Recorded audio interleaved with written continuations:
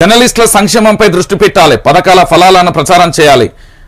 ఏంది ఐఎండ్ఆర్పిఆర్ రివ్యూలో మంత్రి పొంగులేటి రాష్ట్రం ప్రభుత్వ ఏంది మంత్రిల మ్యాగజైన్లపై సమీక్ష ఆకర్షణీయంగా తీర్చిదిద్దడంపై సూచనలు అంటూ కూడా చూడొచ్చు.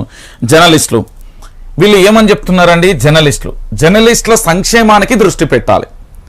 కాంగ్రెస్ ప్రభుత్వం కొత్తగా ఏర్పడింది, మీ అందరికీ తెలిసిన విషయమే.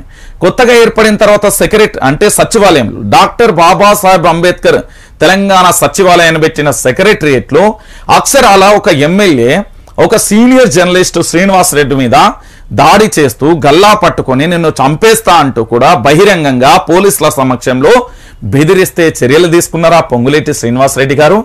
ఇప్పుడు జర్నలిస్టుల సంక్షేమం అని ఎందుకీ కపట ప్రేమలు? కన్న తల్లికి బువ్వ పెట్టినట పిన్న తల్లికి ఏదో గొనిత్తా అన్నట్టున్నది వీళ్ళ ముచ్చట.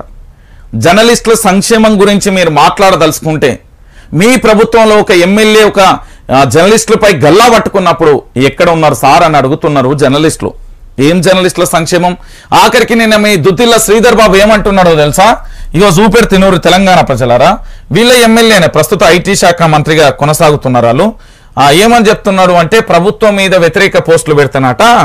ఇగో సోషల్ మీడియాలో ప్రభుత్వానికి వ్యతిరేకంగా పోస్టులు పెట్టి బాబుకి జూమ్ చే తెలంగాణ రాష్ట్ర వ్యాప్తంగా కూడా ఏంది అంటే ఇక్కడ ప్రభుత్వానికి సంబంధించి వ్యతిరేక పోస్టులు పెడితే ఏం జరుగుతుంది అనే అంశానికి సంబంధించి ఏం చెప్తున్నారు అంటే పూర్తి స్థాయిలో తెలంగాణ రాష్ట్ర వ్యాప్తంగా ఏం జరుగుతున్నది ఏం కథ అనేది చూసారు కదా.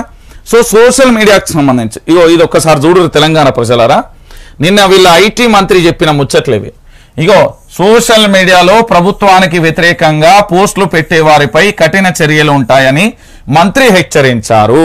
ఇది జర్నలిస్టులకు సంబంధించి అంటే సోషల్ మీడియాలకు సంబంధించి ఇది వీళ్ళ శ్రీధర్ బాబు చెప్పింది. ఇక ఇక్కడ ఏమంటున్నారు? జర్నలిస్టుల సంక్షేమంపై దృష్టి పెట్టాలి. మెదక్ ఎమ్మెల్యేగా కొనసాగిన మైనంపల్లి రోహిత్ శ్రీనివాస్ రెడ్డి అనే ఒక జర్నలిస్ట్ గల్ల పట్టుకోలేదా? సెల్లార్లో కూడా బెదిరించలేదా? తాను ఆందోళనకు గురి కాలేదా? అక్కడున్న జర్నలిస్టులందరూ ఓదార్చే ప్రయత్నం చేయలేదా? ఇది వాస్తవం కాదా? దీని మీద మీరు దృష్టి పెట్టాల్సిన బాధ్యత ఉంది.